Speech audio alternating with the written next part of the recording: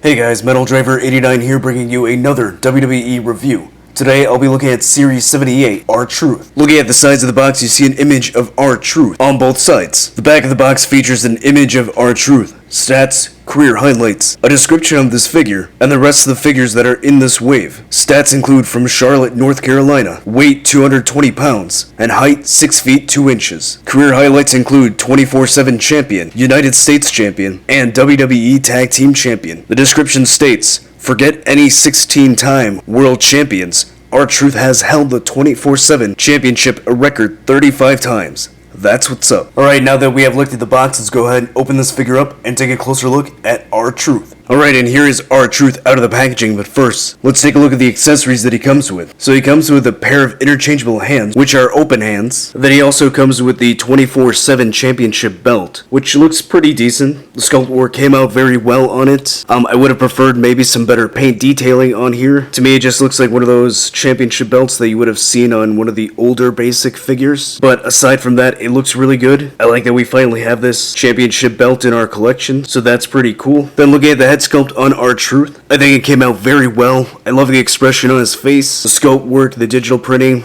makes it look very spot on to R-Truth. You can see his nose ring there, the piercings on his eyebrow, he's got his earrings. Paint came out very well on his eyes. Then the sculpt work on his hair looks really good. So overall, a really good head sculpt. And then looking at his torso, he's got a lot of tattoos, which turned out pretty well, so they're nice and crisp. It doesn't look sloppy. So you got Truth across the abdomen, an R on his chest, a bunch of different designs on the other chest, goes all the way down to his arms. He's got a cross on his left bicep, another cross on his right shoulder. Got this big cross on the back, and then some dates, 12, 23, 10. So overall, the tattoos came out very nicely. Doesn't have any mispaints. Look at the right hand, it's a glove. It's white.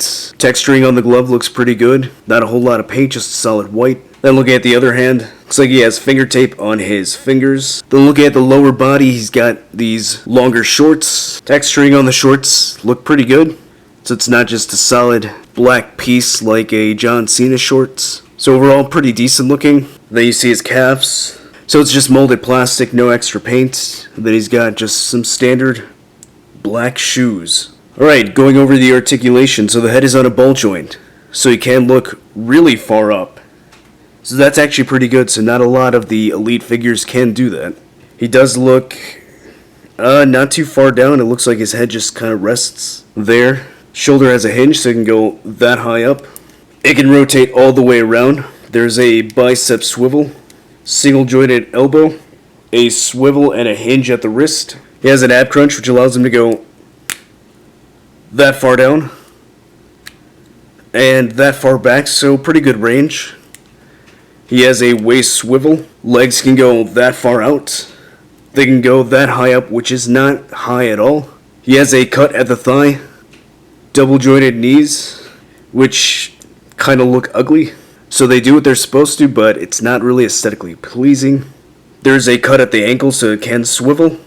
He has a hinge, which allows it to go that high up, that far down, and he does have some slight ankle pivot. Alright, so what are my thoughts on Elite Series 78 R-Truth? I think this is a pretty good figure. I am a fan of the whole 24/7 gimmick and what R-Truth has been doing with that title belt, so I think this is a fun figure to have in your collection. If you're not the biggest fan of this whole gimmick, then I could see you maybe wanting to pass on this figure. However, this is so far the only way to get the 24/7 championship belt, so I think it's worth picking up just for that alone. But overall, I am pretty pleased with how this figure turned out. So if you like this review, go ahead and hit that like button. If you're new to the channel, subscribe so you can see more WWE Elite reviews. As always, stay tuned till the end to see pictures of this figure in action, and I'll see you next time.